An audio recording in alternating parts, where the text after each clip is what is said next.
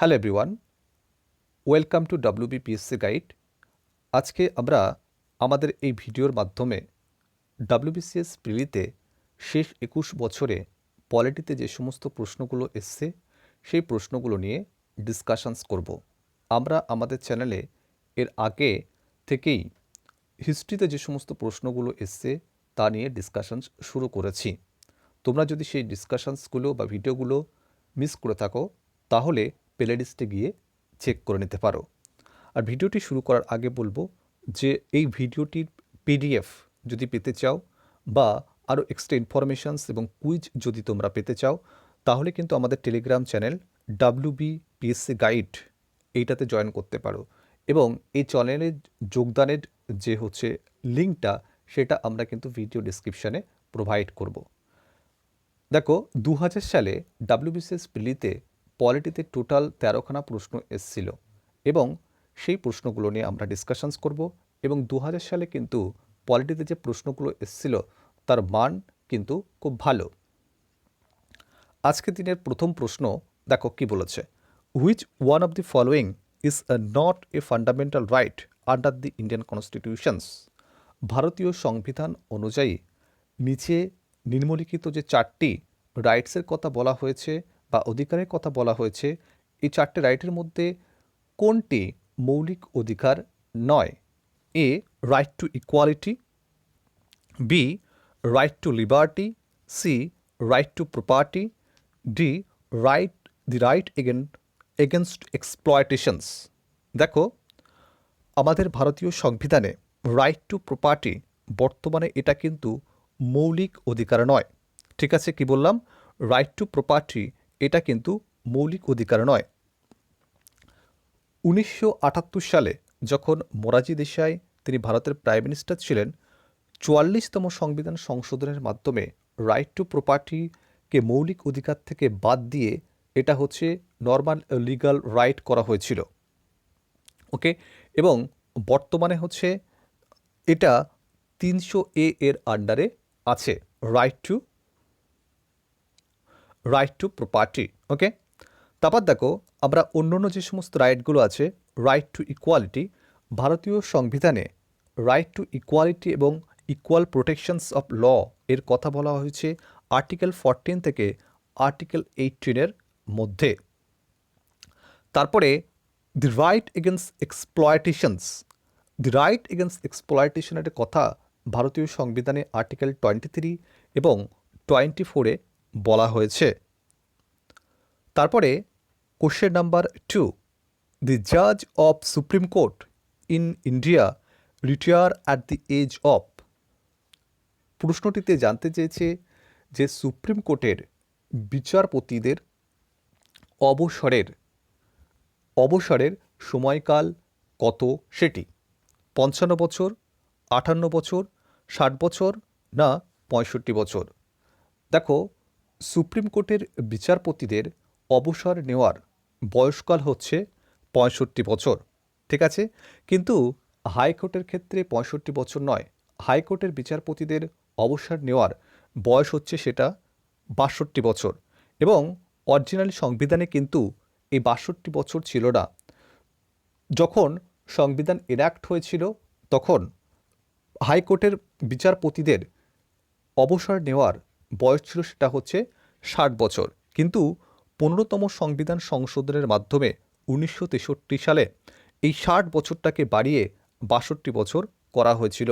এবং এটা খুব ইম্পর্টেন্ট, কোন কনস্টিটিউশন অ্যামেন্ডমেন্ট অ্যাক্টের মাধ্যমে জানতে চাওয়া হয় যদি তোমাদের কাছে, কোন কনস্টিটিউশন অ্যামেন্ডমেন্ট অ্যাক্টের মাধ্যমে হাইকোর্টের বিচারপতিদের অবসর নেওয়ার সময়কালটা 60 থেকে বাড়িয়ে 62 বছর করা হয়েছিল? সেক্ষেত্রে আনসার হবে 15তম সংবিধান সংশোধন এর মাধ্যমে এবং এটা করা হয়েছিল 1963 সালে।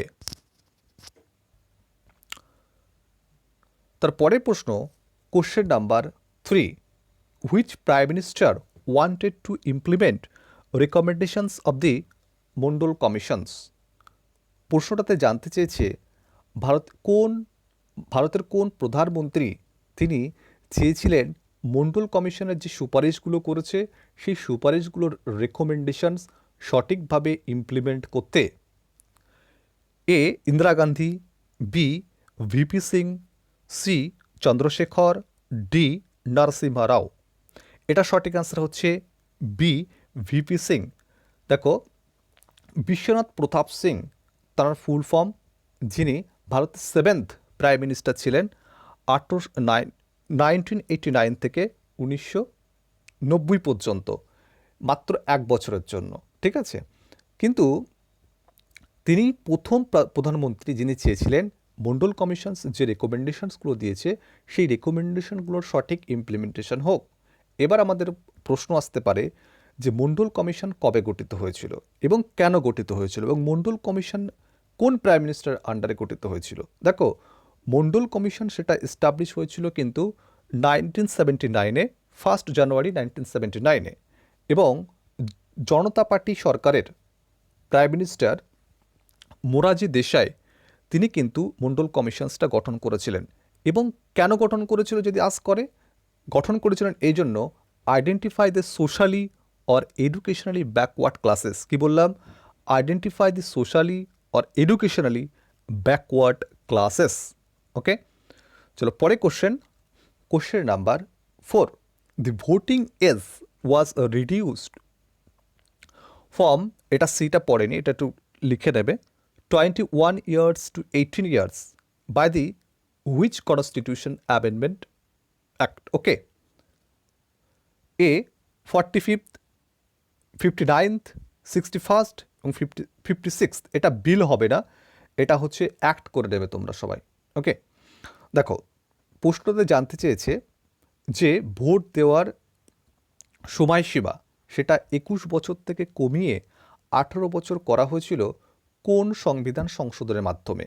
দেখো, আমরা জানি যে আমাদের 18 বছর বয়স হলে ভারতীয় নাগরিক হিসাবে আমরা কিন্তু ভোট দান করতে পারি। ঠিক আছে, কিন্তু আগে সেটা হচ্ছে 21 বছর বয়স হলে কিন্তু ভোট দান করতে পারতো। এই যে 3 বছর কমানো হলো, এটা কোন সংবিধান সংশোধনের মাধ্যমে কমানো হয়েছিল? দেখো, 61st কনস্টিটিউশন অ্যামেন্ডমেন্ট অ্যাক্ট 1988-এ এই ভোটিং এজটা 21 থেকে কমিয়ে 18 বছর করা হয়েছিল। আর একটা ইম্পর্টেন্ট কনস্টিটিউশন অ্যামেন্ডমেন্ট অ্যাক্ট সেটা হচ্ছে 56th কনস্টিটিউশন অ্যামেন্ডমেন্ট অ্যাক্টের মাধ্যমে গোয়া সেটা হচ্ছে স্টেটহুড পেয়েছিল 1987-এ, এবং গোয়া হচ্ছে ভারতের 25তম রাজ্যের দরজা পেয়েছিল। হলো,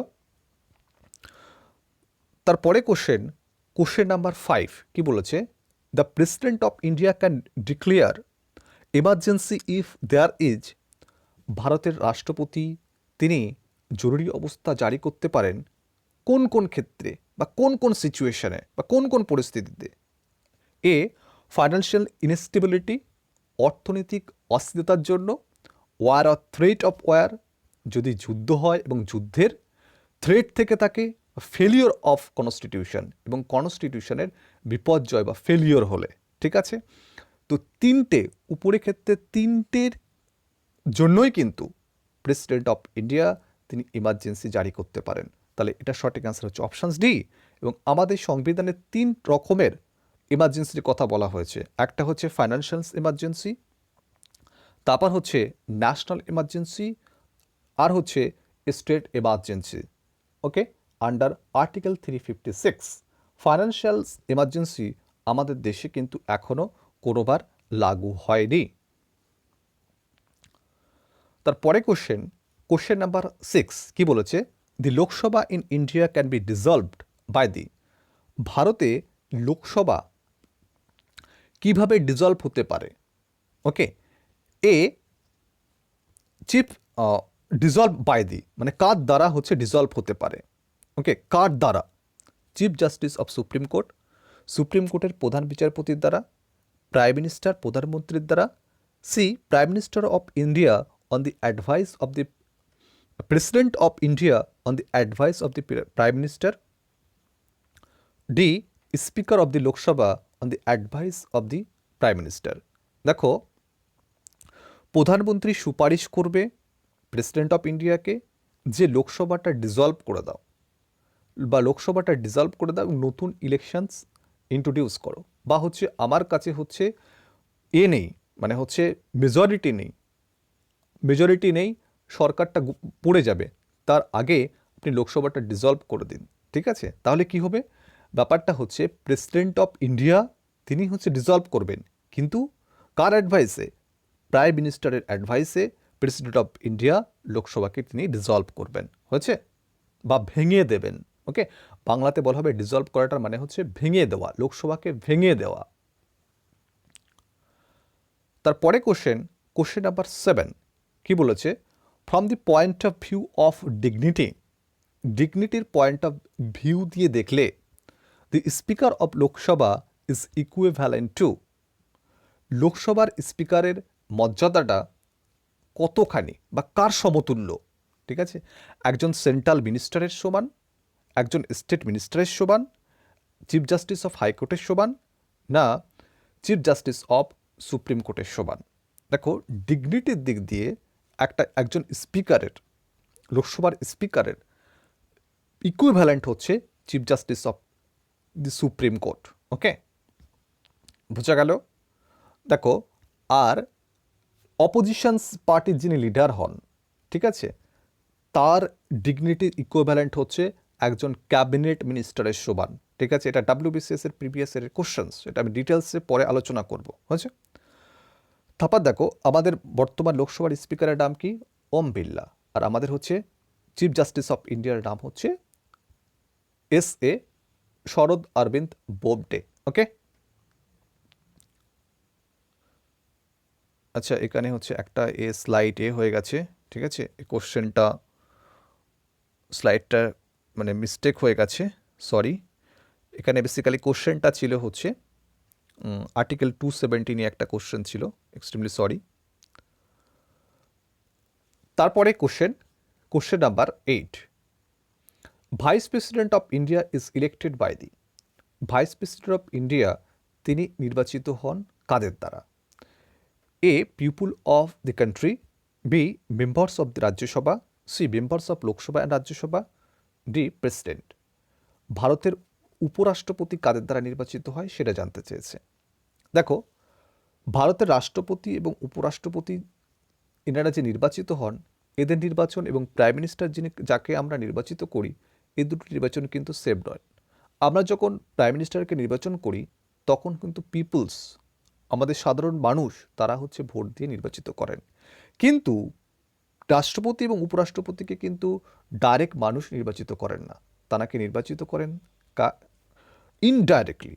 এবং কারা নির্বাচনে পার্টিসিপেট করে? প্রেসিডেন্ট অফ ইন্ডিয়ার ক্ষেত্রে এবং ভাইস প্রেসিডেন্ট অফ ইন্ডিয়ার প্রাইম মিনিস্টারের ক্ষেত্রে নির্বাচনের ক্ষেত্রে কিন্তু যারা ভোট করে তাদের কিন্তু ডিফারেন্স আছে। দেখো, ভাইস প্রেসিডেন্ট অফ ইন্ডিয়ার নির্বাচনের ক্ষেত্রে ভোট করে থাকে হচ্ছে লোকসভার এবং রাজ্যসভার মেম্বাররা, বোঝা গেল? আর রাষ্ট্রপতির ক্ষেত্রে মেম্বার্স অফ লোকসভা এবং রাজ্যসভা ছাড়াও এইটা মনে রাখতে হবে যে সংশ্লিষ্ট রাজ্য যেগুলো আছে এবং যে সমস্ত ইউনিয়ন টেরিটরিতে ভোট হয়ে থাকে সেখানকার এমএলএরাও কিন্তু প্রেসিডেন্ট অফ ইন্ডিয়ার নির্বাচনে পার্টিসিপেট করে থাকে, বোঝা গেল? চলো, তারপরে member of the union public service commissions retires at the age of, মানে ইউনিয়ন পাবলিক সার্ভিস কমিশনস ইউপিএসসির সদস্যদের অবসর নেওয়ার সময়কাল কত বছর সেটা জানতে চেয়েছে। 60 বছর, 62 বছর, 64 বছর, না 65 বছর? দেখো, ইউনিয়ন পাবলিক সার্ভিস কমিশনারের মেম্বাররা তাদের রিটায়ার করার এজ হচ্ছে 65 বছর, এবং স্টেট পাবলিক দেখো, শুধু 65 বছর বা হচ্ছে 6 বছর, এটা মনে রাখতে হবে, 6 বছর বা 65 বছর, যেটা আগে হবে সেটা। ওকে, তার পদে অধিষ্ঠ থাকবেন 6 বছর, ভালো করে মনে রাখো, হয় 6 বছর না হলে 65 বছর হওয়ার আগে পর্যন্ত। আর ইউনিয়ন পাবলিক সার্ভিস কমিশনের মেম্বারকে অ্যাপয়েন্টেড করে থাকে প্রেসিডেন্ট অফ ইন্ডিয়া। আর অন্যদিকে আমাদের যে স্টেট পাবলিক সার্ভিস কমিশনস আছে, স্টেট পাবলিক সার্ভিস কমিশনের মেম্বারদের রিটায়ারমেন্টের এজ হচ্ছে 62 বছর বা 6 বছর, যেটা আগে আসবে সেটা হলো। আর স্টেট পাবলিক সার্ভিস কমিশনের মেম্বারদের বা চেয়ারম্যানকে অ্যাপয়েন্টেড করে থাকে কে? সংশ্লিষ্ট রাজ্যের রাজ্যপাল। ওকে, কিন্তু রিমুভ করে থাকে, মাইন্ডেড, রিমুভ করে থাকে প্রেসিডেন্ট অফ ইন্ডিয়া। রিমুভাল কিন্তু এক্সেপশনাল হচ্ছে। তারপরে question number 10, panchayat raj was first started in, panchayat raj ব্যবস্থা ভারতের প্রথম কোন রাজ্যে শুরু হয়েছিল? উত্তরপ্রদেশ, বিহার, রাজস্থান না কেরালাতে?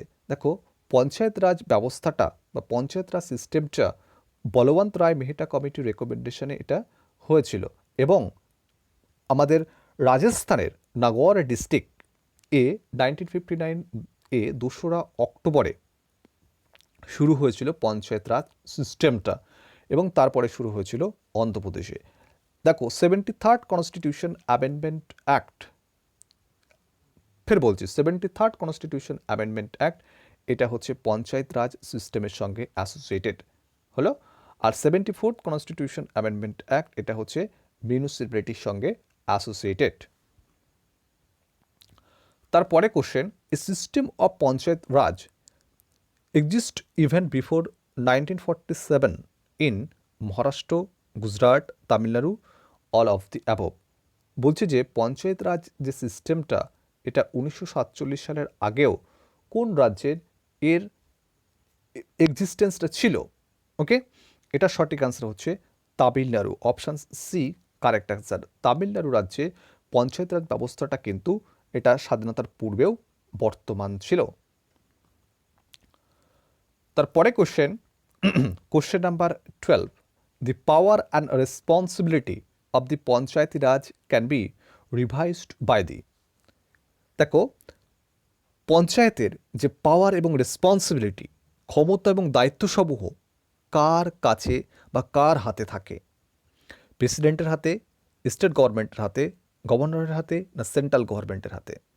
দেখো, পঞ্চায়েত রাজের ক্ষমতা এবং দায়িত্বসমূহ এই দুটোই কিন্তু থেকে থাকে হচ্ছে সংশ্লিষ্ট স্টেট গভর্নমেন্টের হাতে হচ্ছে। তো আজকের ভিডিওর আলোচনাটা এই পর্যন্তই। তোমাদের এই আলোচনাটা যদি ভালো লেগে থাকে তাহলে আমাদের চ্যানেলটা অবশ্যই সাবস্ক্রাইব করে নিও এবং পাশের যে ঘন্টা বাটনটা আছে সেটা প্রেস করে নিও, তাহলে রেগুলার ভিডিওর আপডেট তোমরা পেয়ে যাবে। ভালো থাকবে সবাই।